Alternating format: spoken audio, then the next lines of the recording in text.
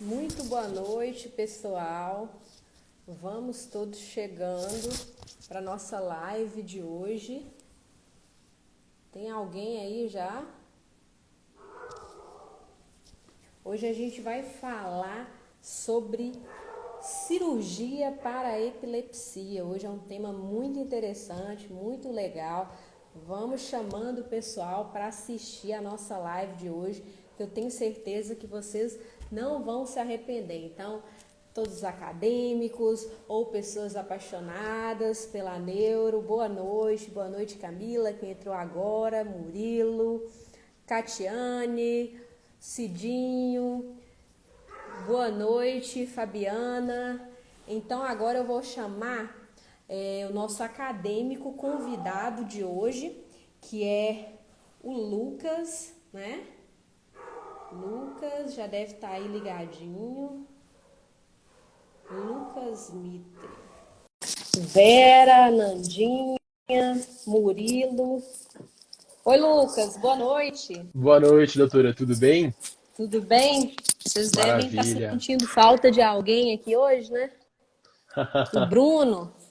Com O Bruno certeza. não chegou ainda, gente. Então, hoje a gente vai fazer a live sem ele mesmo, tá? Mas já já ele aparece. Então, hoje a gente vai falar sobre cirurgia para epilepsia. Quem aqui já ouviu falar em cirurgia para epilepsia? Será que existe? Será que todo mundo pode fazer? Como são essas cirurgias? A gente vai falar tudo disso na live hoje. Hoje, basicamente, será quando o paciente é candidato à cirurgia, quais são os tipos de cirurgia, né, que a gente realiza para a epilepsia. Então, assim, epilepsia é um tema muito, muito amplo. Epilepsia atinge até 1% da população. Tem muita coisa dentro da epilepsia. Tem gente que estuda só epilepsia, né? Tem profissional especializado apenas em epilepsia. Então, é um tema muito amplo. Hoje a gente vai focar apenas na questão cirúrgica, não é mesmo, Lucas? É isso aí, doutora. Agora, o Lucas, que é o acadêmico convidado de hoje, vai se apresentar, falar seu nome, período, faculdade e por que você é apaixonado pela neuro, que eu espero que seja apaixonado pela neuro. Então, fala pra gente aí, Lucas. Então vamos lá, boa noite a todos. Meu nome é Lucas Mitre, eu sou acadêmico do terceiro ano, né, sexto período, a gente tem essa conversão aí, da Faculdade de Ciências Médicas da Santa Casa de São Paulo, né, a Santa Casa. E meu interesse pela neurocirurgia começou logo cedo no contato com a Liga Acadêmica de Neurocirurgia da Santa Casa de São Paulo. E eu tive a oportunidade desse ano de presidir a Liga, e aí eu entrei em contato com os temas da neurocirurgia. Ai, que legal. E esse ano ainda entrei em contato, né? Estou participando agora do grupo da doutora Luana. E é aí que eu me apaixonei de vez pela neurocirurgia, tive contato com diversos projetos, as próprias lives, o próprio Instagram aqui da doutora Luana, do doutor Bruno. Então, o amor só cresce, o interesse só cresce e espero contribuir hoje com a live para falar um pouquinho sobre a cirurgia para epilepsia, doutora. Muito bom, muito bom. Eu espero que o pessoal da sua liga esteja aqui, todos assistindo a nossa live, né, Lucas? Olha, É o doutora, mínimo, né?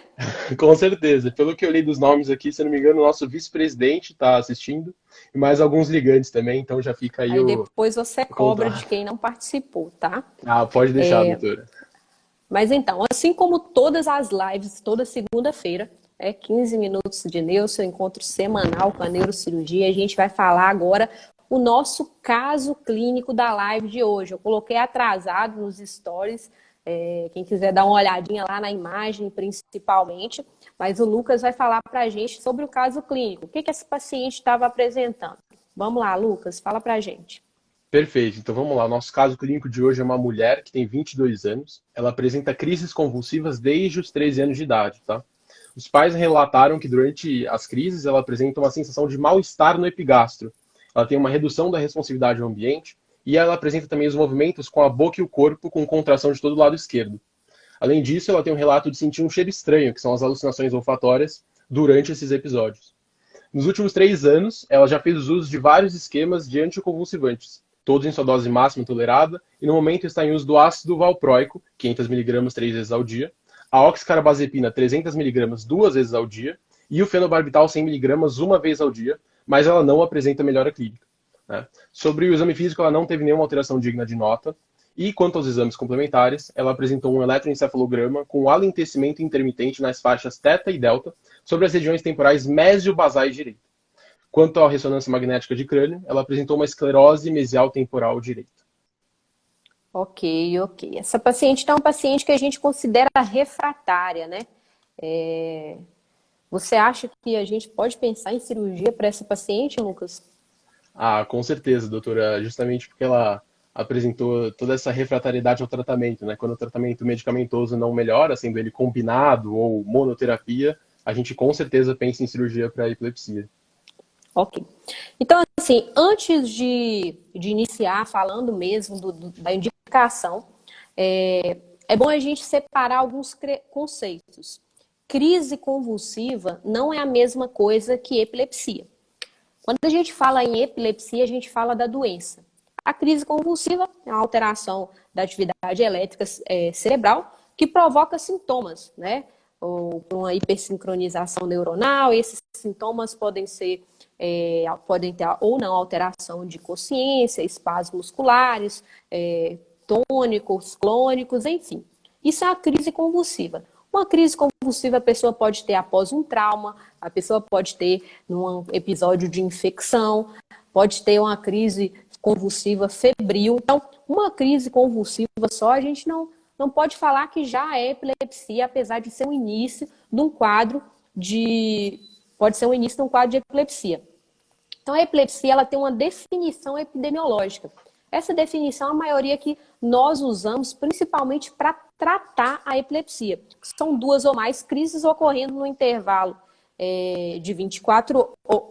2 ou mais crises não provocadas, né? Que é o caso igual febre, meningite, ocorrendo no episódio maior que 24 horas. Então, se tiver 2 crises num único dia, a gente não considera já. Se tiver mais 2 crises em 2 momentos isolados, aí a gente considera um quadro de epilepsia. A epilepsia tem inúmeras classificações, inclusive agora em 2017 teve uma mudança do termo parcial para focal, tem de início generalizado, tem em relação ao nível de consciência, que vai ser quando você tem uma perda de consciência, tem a crise complexa, mas eu não vou falar sobre essa classificação, senão a gente vai fazer uma live só de classificação de crise convulsiva.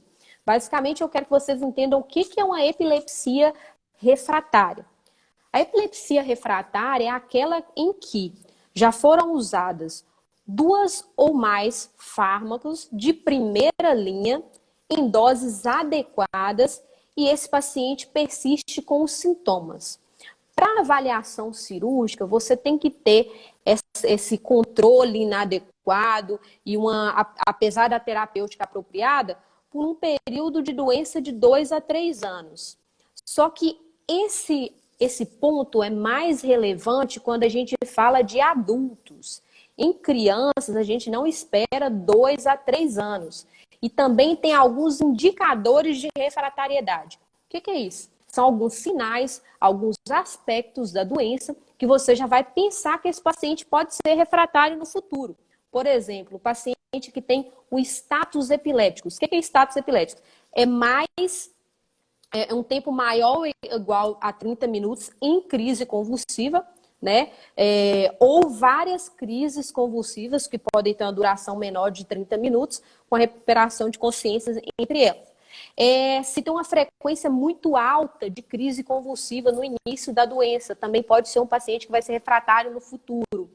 Pessoas que iniciam crise convulsiva abaixo de 2 anos também têm um maior risco de refratariedade.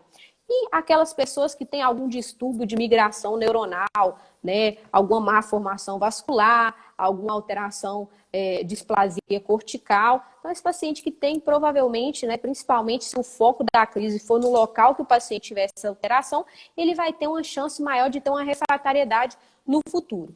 Então, nesses pacientes, né, que você fez exame e viu que tinha alguma lesão, ou nos pacientes que são refratários lá no adulto, com período de 2 a 3 anos, e na criança que tenha alguma doença que possa estar relacionada a crises refratárias. E para isso você tem que realizar a investigação, né? Para que operar um paciente? Qual que é o objetivo de operar um paciente com crise convulsiva? Né? O objetivo tanto é controle das crises, né? Pensa no paciente, aí você fala, um paciente tem uma crise no mês com perda de consciência, 2 crises no mês com perda de consciência, não preciso, às vezes, melhorar a qualidade de vida. Imagina se você tiver epilepsia e não poder dirigir por causa disso. Ou você perdeu o emprego, a sua independência por causa disso. Então, ficar sem crise, controlar as crises é muito importante. Numa criança, tanto para o desenvolvimento neuropsicomotor, né, quanto melhora de comportamento, melhora cognitiva, isso também pode ocorrer com a cirurgia. A gente também consegue isso com a cirurgia. E quais são os tipos de cirurgia? Que cirurgia é essa que existe para a epilepsia? Para a epilepsia, existem 3 tipos principais de cirurgia, né? Tem aquelas cirurgias que a gente fala de ressectivas. O que é uma cirurgia ressectiva? Como o próprio nome diz, você vai ressecar alguma coisa, né? Por exemplo, o paciente tem um tumor, que eu acho que é onde desencadeia as crises convulsivas, eu vou lá, retiro aquele tumor. Vou lá, retiro aquela má formação vascular. Vou lá, retiro aquela alteração. Ou, como o nosso paciente do caso, ele tem uma esclerose mesial temporal, um tipo de atrofia na parte temporal do lobo temporal. Eu vou lá, retiro o lobo temporal. Então, isso é um tipo de cirurgia que a gente considera ressectiva, né? Outro tipo de cirurgia que a gente fala que você não resseca nenhuma lesão, você não resseca uma parte do cérebro. São cirurgias que a gente considera paliativas, né? Um dos exemplos principais que a gente tem é a calosotomia. Não sei se vocês lembram da anatomia do cérebro, que a gente tem o corpo caloso, que ele conecta um hemisfério com o outro, um lado com o outro do cérebro. Então, a gente faz uma interrupção, né, faz uma calosotomia, né, como se fosse cortasse o corpo caloso, impede com que as descargas atravessem ou se propaguem de um hemisfério para o outro. A principal indicação desse tipo de cirurgia, que é a calosotomia, são crises do tipo drop attack. O que é drop attack? São crises que o paciente, às vezes, ele está aqui conversando com você e de repente ele cai. Qual que é o problema desse tipo de crise? O paciente tem muito TCE grave por causa desse tipo de crise, né? Então, cai de uma vez, bate a cabeça, né? E aí múltiplos traumas, né? Podem ocasionar lesões. Então, é um tipo de cirurgia que a gente indica e melhora muito essas crises do tipo drop attack. Outros tipos de cirurgia que a gente tem são as estimulações, né? Tem o estimulador de nervo vago, que a gente faz a cirurgia, né? Você expõe o nervo vago aqui do lado da carótida, você enrola como se fosse um eletrodo no nervo vago e conecta um gerador. E aquele gerador vai gerar estímulos. Mas o que tem a ver nervo vago com crise? Então, o nervo vago, ele tem uma alteração, ele faz alterações na atividade do sistema ativador reticular e, por consequência, diminui as crises, né? É um tipo não tem muito bem definida como funciona, mas a gente sabe que tem resultados e tem resultados bons. Outro tipo de estimulação, né, de neuromodulação, é o DBS, né? É o implante do eletrodo cerebral profundo. Em geral, esse eletrodo é colocado no tálamo, também para controle de crise convulsiva. A gente já sabe mais ou menos que existem esses tipos de cirurgia para epilepsia, só que é sempre importante saber se o tipo de cirurgia que você vai fazer é compatível com o que o paciente tem. Por exemplo, você tem que ter um eletroencefalograma, você tem que avaliar a crise, o tipo de crise do paciente antes de indicar a cirurgia. Exemplo, o paciente tem lá crise convulsiva e eu classifiquei aquela crise convulsiva como uma crise do lobo temporal. Essa crise ela vem do lobo temporal. Aí eu faço eletroencefalograma, o paciente tem uma crise que vem do lobo frontal do outro lado. Então, assim, o que eu tenho que fazer? Em geral, você não vai desistir da cirurgia. Você vai fazer um vídeo eletroencefalograma em 24 horas, vai continuar a sua pesquisa para avaliar se esse paciente ele tem crise daquele local que você quer intervir, que você quer realizar esse tipo de intervenção. Então, sabendo que é um paciente refratário, né, tendo o diagnóstico desse paciente, você vai fazer uma cirurgia guiada para isso. Por exemplo, criança, tem algumas doenças na criança que elas podem ser associadas à refratariedade de crises, né? Por exemplo, a esclerose tuberosa, que é um tipo de doença que tem alteração de pele e tem também a alteração cerebral com a formação de um tipo de tumor, né, que são os túberes. E muitas vezes, a gente ressecando essa lesão no foco de crise, você tem uma cura desse tipo de epilepsia, né? Outros pacientes é o que tem hemimegaloencefalia. O que é isso? É uma criança que tem uma doença congênita que nasce com um aumento, né, de uma parte do cérebro, da metade do cérebro. Essa criança, em geral, ela vai ter um déficit neurológico, vai ter uma hemiparesia, um retardo mental e crise de vice-controle. Uma das cirurgias que você indica para esse caso é a hemisferectomia. Hemisferectomia não é ir lá e tirar a metade do cérebro todo, não. É fazer uma desconexão. Tem pontos onde há conexão de um local do cérebro com outro e você faz essa desconexão. Outras doenças, tem uma doença também que é a síndrome de Sturge-Weber, que também é relacionada à crise refratária, tem as lesões cerebrais, tem angiomas cerebrais, tem uma lesão clássica que é a mancha do vinho do Porto na face do paciente. Então, assim, exame físico também é importante para isso, porque você avalia o paciente, você já consegue ter o diagnóstico de alguma doença relacionada à crise convulsiva só pelo exame físico do paciente. Então, assim, qual que é a principal mensagem da live de hoje? Quando você estiver lá na sua vida de médico, né, e chegar um paciente que está refratário, que já fez várias medicações, que você conhece alguém, quem não conhece alguém que tem epilepsia, né, que não consegue controlar, então pode ser um candidato à cirurgia, né, e a cirurgia ela tem uma resposta muito boa, principalmente o caso dessa paciente que tem epilepsia do lobo temporal e tem a esclerose mesial temporal. Eu tive a oportunidade no local que eu fiz a minha formação de ver muito e participar muito desse tipo de cirurgia e ver os resultados dos pacientes. Muita gente deve pensar, poxa, mas e para o paciente não vai fazer falta? Você vai lá e retira o lobo temporal, né? Já a gente tira a parte anterior do lobo temporal, a amígdala e parte do hipocampo. E a principal alteração que é relatada aos pacientes é a alteração de memória.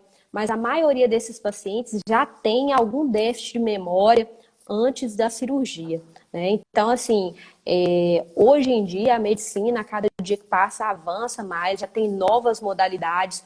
O DBS, que é o eletrodo cerebral profundo, que há um tempo atrás já não se falava tanto para epilepsia, hoje também já é uma oportunidade. Então, assim, pacientes refratários têm que ser avaliados por um neurocirurgião, nem sempre vão ter indicação de cirurgia, mas merecem a nossa atenção.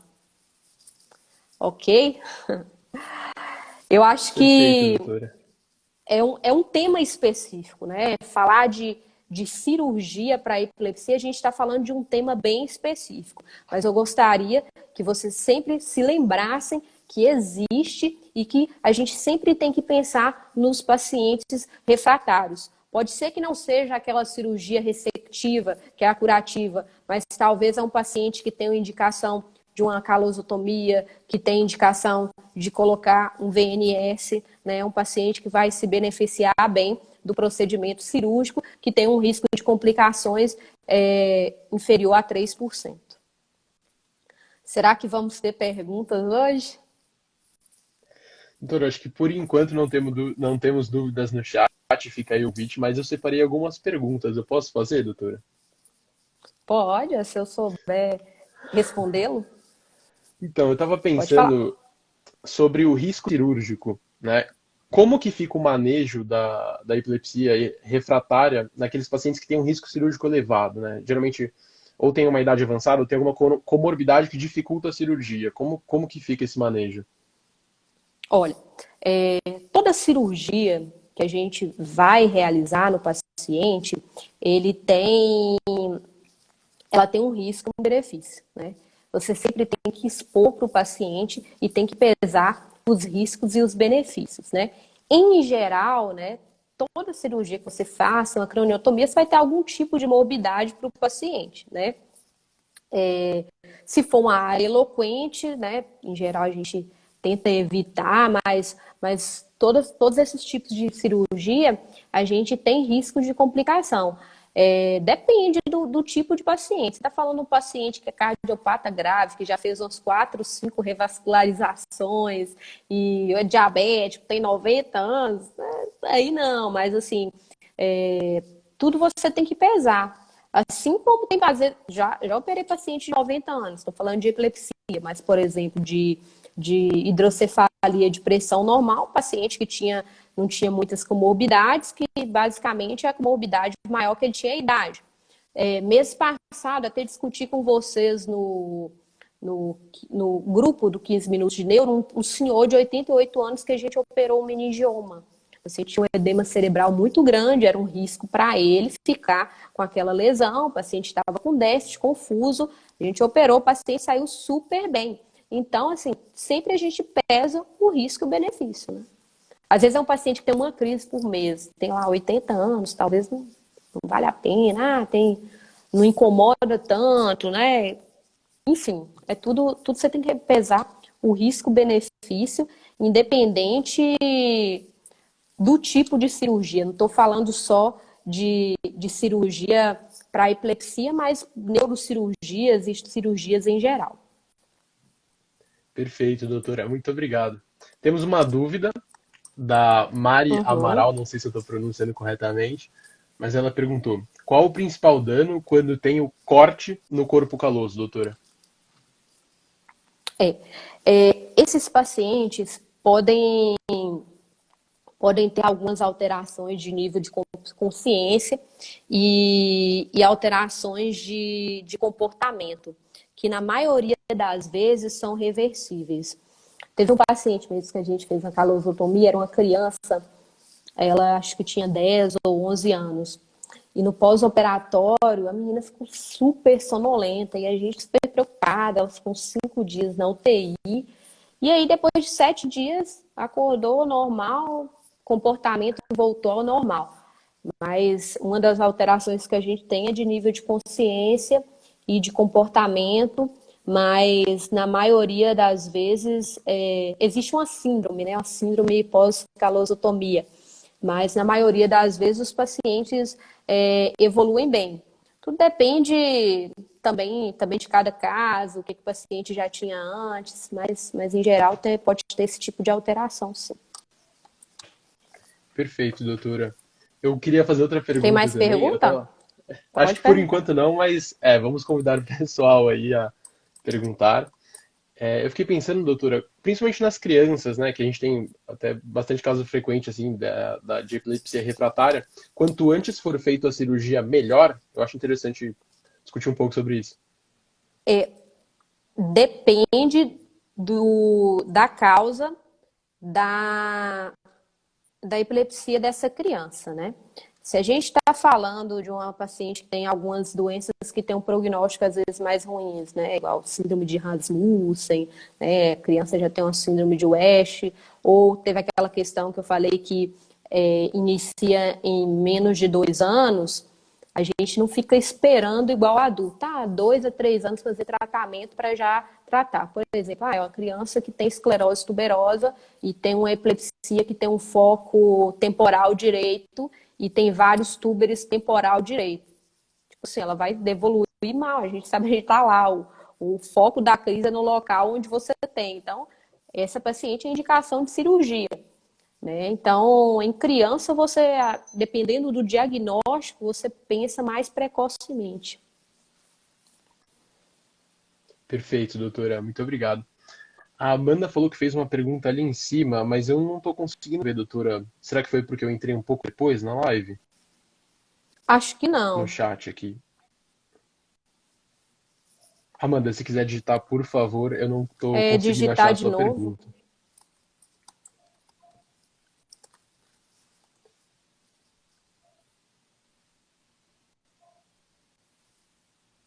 Conseguiu achar?